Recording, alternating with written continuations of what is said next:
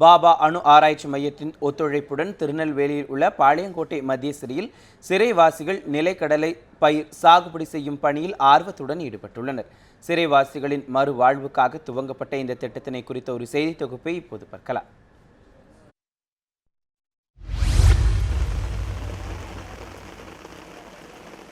பாளையங்கோட்டை மத்திய சிறையில் உள்ள 1530 சிறைவாசிகளில் 630 பேர் தண்டனை கைதிகள். பல்வேறு குற்ற வழக்குகளில் தண்டனை பெற்று சிறையில் இருந்துவிட்டு விடுதலையாகி செல்லும் போது மனமாற்றத்துடன் செல்வதற்காக சிறைத்துறை சார்பில் பல்வேறு முயற்சிகள் மேற்கொள்ளப்படுகின்றன. அதன் ஒரு பகுதியாக சிறைச்சாலை அருகில் உள்ள 20 ஏக்கர் வறண்ட நிலம் விவசாய நிலமாக மாற்றப்பட்டுள்ளது. விவசாயத்தில் விருப்பமுள்ள சிறைவாசிகள் நன்னடத்தை விதிகளின் அடிப்படையில் தேர்வு செய்யப்பட்டு 5 ஏக்கர் நிலத்தில் நிலக்கடலை சாகுபடி செய்யப்படுகிறது.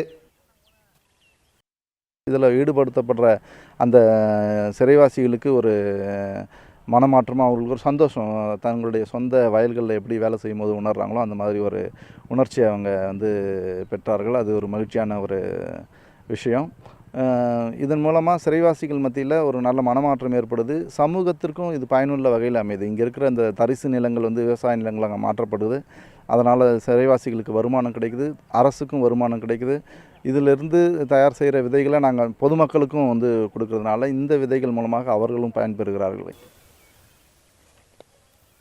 இந்த திட்ட பயன்பாட்டிற்காக பாபா அணு ஆராய்ச்சி மையத்தின் மூலம் தமிழகம் முழுவதும் உள்ள சிறைகளுக்கு 350 கிலோ உயர் ரக TG 37A நிலக்கடலை விதைகள் இலவசமாக வழங்கப்பட்டுள்ளன. பாபா அணு ஆராய்ச்சி மைய விஞ்ஞானிகள் தமிழகம் முழுவதும் உள்ள சிறைகளுக்கு சென்று சிறைவாசிகளுக்கு தொழில்நுட்ப பயிற்சியும் அளித்து வருகின்றனர். பாளையங்கோட்டை மத்திய சிறைச்சாலைக்கு கடந்த ஆண்டு ஜூன் மாதம் கொடுக்கப்பட்ட 140 கிலோ விதையினை பயிர் செய்த சிறைவாசிகள் அதன் மூலம் 5600 கிலோ மகசூல் பெற்றனர். இவற்றை சத்துணவு மற்றும் பொது விநியோகத்திற்கும் தமிழகத்தில் உள்ள மற்ற சிறைகளுக்கும் அனுப்பி வருகின்றனர்.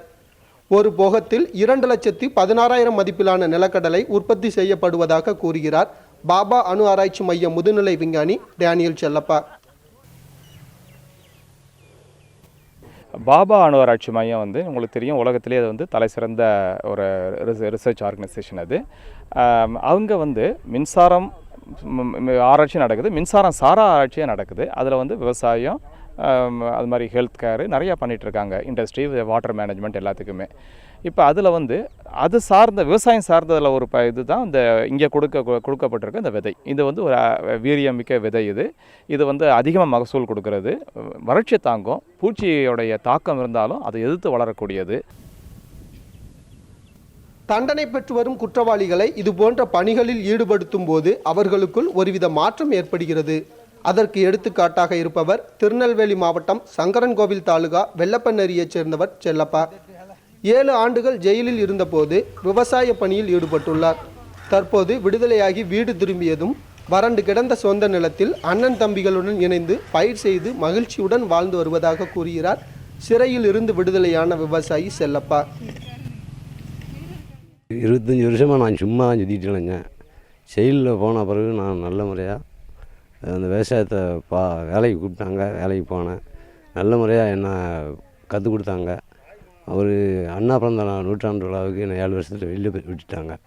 நான் அதுக்கு பிறகு விவசாயத்தை பார்க்கேன். நல்ல முறையாக அங்கே பழகிக்கிட்டு இங்கே நல்ல முறையாக கடலை, பருத்தி, சோளம் எல்லாமே நல்ல முறையாக பார்க்கேன். என் குடும்பமும் நீங்கள் நல்லா இருக்குது. செயல்துறை அதிகாரிக்கு ரொம்ப நன்றி. சிறைவாசிகளின் உழைப்பில் உற்பத்தியாகும் இந்த விதைகளால் திருநெல்வேலி மாவட்டத்தில் வறண்ட பகுதிகளில் உள்ள விவசாயிகளும் தற்போது பயனடைந்துள்ளனர். குற்றவாளிகளுக்கு தண்டனை அளிப்பது மட்டும் எங்கள் பணி அல்ல, அவர்கள் சிறந்த மனிதர்களாக வாழ்வதற்கு தேவையான தன்னம்பிக்கையை ஏற்படுத்துவதும் தங்கள் கடமை என்கின்றனர் சிறைத்துறையினர். இது போன்ற பணியில் ஈடுபடும் சிறைவாசிகள் தங்களுடைய குற்ற உணவு நீங்கி மன அழுத்தம் குறைந்து ஒரு புது தன்னம்பிக்கை ஏற்படுகிறது என்று சொன்னால் அது மிகையாகாது.